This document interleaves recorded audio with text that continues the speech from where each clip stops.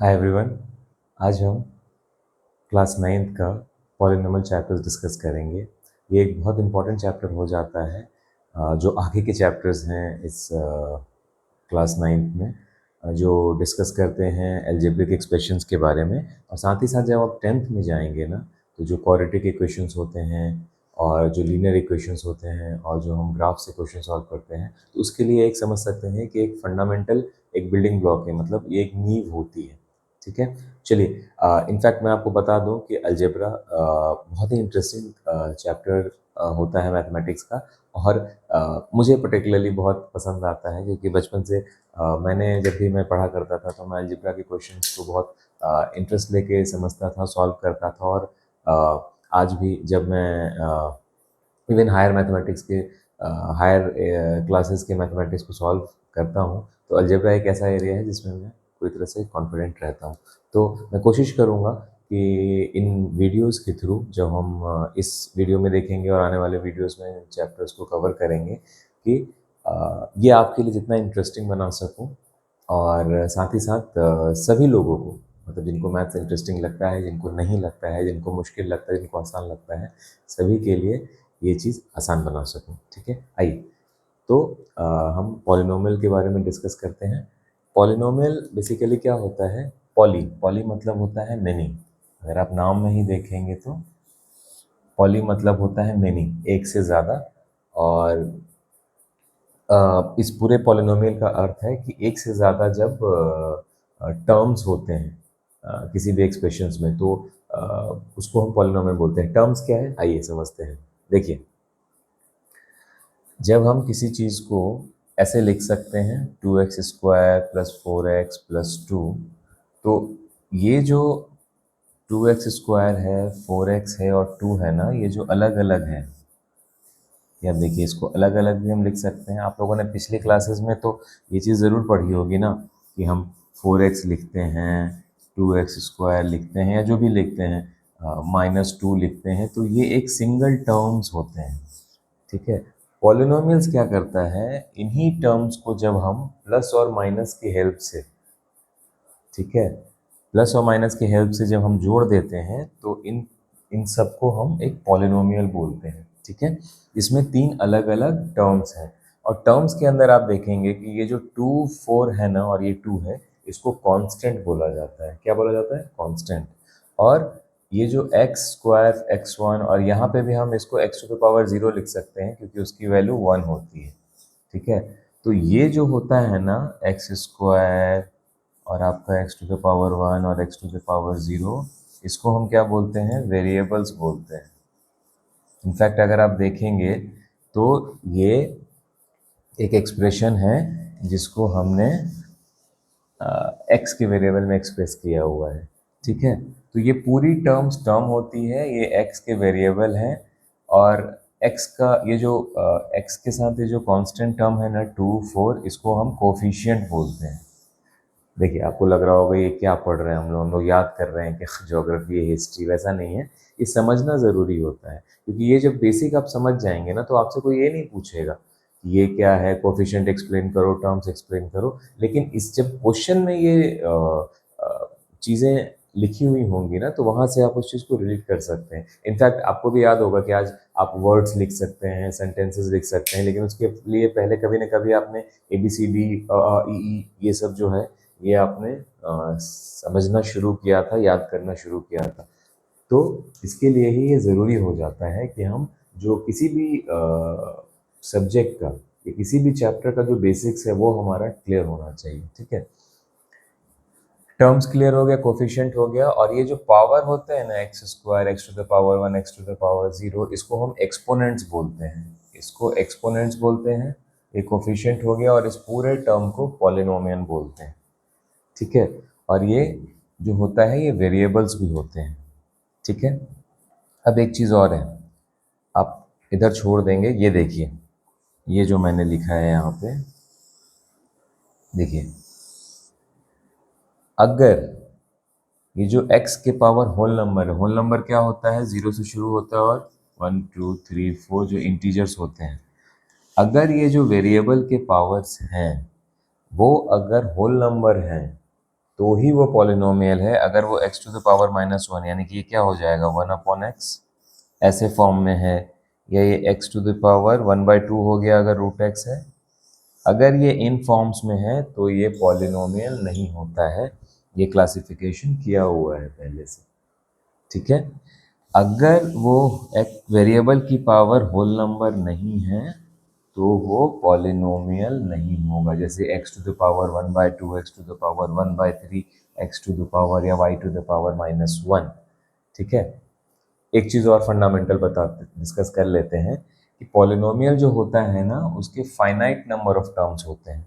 मतलब infinite term नहीं होंगे, भले वो x टू द पावर 48, 47 हो, या y टू द पावर 150 हो, plus y to the power 149 हो, तो वो चीज़ पॉलिनोमियल कहलाती है। इनफाइनाइट टर्म्स होंगे तो वो पॉलिनोमियल नहीं कहलाते हैं। मैं ये मिटाता जा रहा हूँ आपकी सुविधा के लिए कि बोर्ड पे क्लटर भीड़ ना दिखे, ठीक है। अब एक चीज़ और है, देखिए कि किसको मोनोनोमियल बोलेंगे, बाइनोमियल बोलेंगे, ठीक है। वो ऐसे डिसाइड होता है कि उसमें टर्म्स कितने हैं। टर्म्स हमने क्या पढ़ा था कि अगर 2x² पर पता हो प्लस 4x हो प्लस 2 हो, तो ये जो इंडिविजुअल ये लिखा हुआ है ना आपको बोर्ड पे, इसको टर्म्स बोलते हैं। टर्म, एक टर्म, दो टर्म, तीन टर्म। तो इन तीन टर्म्स को प्लस की सहायता से हमने लिखा, तो यही चीज़ एक पॉलिनोमियल बन जाती है। मैंने ऊपर पढ़ा रखा है, ठीक है। तो अगर इसमें एक टर्म होगा, ठीक है, मान लीजिए कि यहाँ पे ये 2x है, 2 है, या 5x³ है, एक एक टर्म है, तो इसको हम मोनोमियल बोलते हैं। मोनोमियल, मोनो मतलब एक। अगर ये प्लस माइनस से जुड़ा हुआ है, जैसे कि 2x plus 4, x² minus x, तो दो टर्म है, इसको हम क्या बोलेंगे, बाइनोमियल। बाइनो मतलब दो, ठीक है, इसमें दो टर्म है। इसी तरह ट्राइनोमियल, और आगे हम लोग मतलब, ठीक है, आपको तीन ही तक समझना है, ज़्यादा हाईएस्ट पावर के क्वेश्चन अभी नहीं आएंगे। तो आप ये समझ लीजिए कि जो उसका टर्म रहेगा ना, x टू द पावर 1 या y to the power 1, x to the power 2, y to the power 2, तो मोनोमियल, बाइनोमियल, ट्राइनोमियल, ये समझना है, ठीक है। और एक चीज़ बेसिक जो है कि यहाँ पे देखिए आप, अगर 5 to the power y6 minus 4y² minus 2y³ plus 6, तो डिग्री नाम की एक चीज़ होती है। डिग्री वो होती है कि जो वेरिएबल होता है मेरा, वेरिएबल क्या होता है, वेरिएबल वेरी करता है। अगर जिनको याद नहीं है कि वेरिएबल क्या है, वेरिएबल वो चीज़ जो वेरी कर सकती है। जैसे कि मान लो हमने एक स्क्वायर लिया, ठीक है, अगर इसकी साइड 2 मीटर 2 मीटर है फॉर एग्जाम्पल, तो ये क्या है, ये कांस्टेंट टर्म्स हैं, ठीक है। लेकिन अगर इसी को मैं ऐसे बोल दूं कि ये 2 की जगह ये चीज़ x है, ए स्क्वायर विद साइड x, तो x की वैल्यू कुछ भी ली जा सकती है। जो वैल्यू डालेंगे एरिया उसके हिसाब से, पेरीमीटर उसके हिसाब से चेंज होगा, तो x वेरिएबल हो जाता है। तो उसी तरह जो हमारा ये पॉलिनोमियल एक्सप्रेशन है, ठीक है, इसमें जो हाईएस्ट पावर होती है वेरिएबल की, यहाँ पे क्या होगा 6, तो ये इसको हम बोलते हैं डिग्री। डिग्री, डिग्री मतलब वो ट्रायंगल में एंगल, जैसे 45 डिग्री, 60 डिग्री, आप वैसे समझ सकते हैं। या आपको अगर आप थर्मोमीटर से टेम्परेचर मेजर करते हैं तो 100 डिग्री, 101 डिग्री, 102 डिग्री, तो उसी तरह से ये डिग्री है। और जो वेरिएबल होते हैं उसकी जो हाईएस्ट पावर है उसको हम डिग्री बोलते हैं, ठीक है। तो क्वेश्चंस, कुछ बेसिक क्वेश्चन ऐसे पूछ सकते हैं आपसे एग्जाम में कि डिग्री बताओ, ठीक है, कि ए एक्सप्रेशन की डिग्री कितनी है। और ये पूछ सकते हैं कि ये एक्सप्रेशन दे देंगे कि 4x³ प्लस 2x प्लस 6, बताओ इसमें टर्म्स कितने हैं, ठीक है। फिर पूछ सकते हैं कि, मैं एकदम प्रैक्टिकल बता रहा हूँ कि आपके एग्जाम में क्वेश्चन आ सकता है कि ये जो क्यूबिक एक्सप्रेशन है इसकी डिग्री 3 है, ठीक है, तो x³ का वो बताओ कि x³ का जो ये है कोफिशिएंट क्या है, मतलब x³ का कोफिशिएंट क्या, तो कोफिशिएंट हमने क्या पढ़ा था कि वो जो कि कांस्टेंट टर्म जुड़ा हुआ रहता है, वेरिएबल के साथ, तो इसका क्या हो जाएगा, 4 हो जाएगा। जैसे कि मैं ये एक्सप्रेशन लेता हूँ कि 5y6 है ना, पॉलिनोमियल एक्सप्रेशन है 5y6 minus 4y² minus 2y³ plus 6। तो इसमें कोफिशिएंट क्या है, ये जो y⁴ है तो उसका हो जाएगा 5। ठीक है। तो और एक चीज़ बता दूं कि अ, ये जो हम एक्सप्रेशंस देख रहे हैं ना, कुछ भी, जैसे कि यही एक्सप्रेशन देखते हैं कि 2x² प्लस 4x प्लस 2, तो ये एक्सप्रेस जो पॉलिनोमियल है ये एक सिंगल वेरिएबल में है।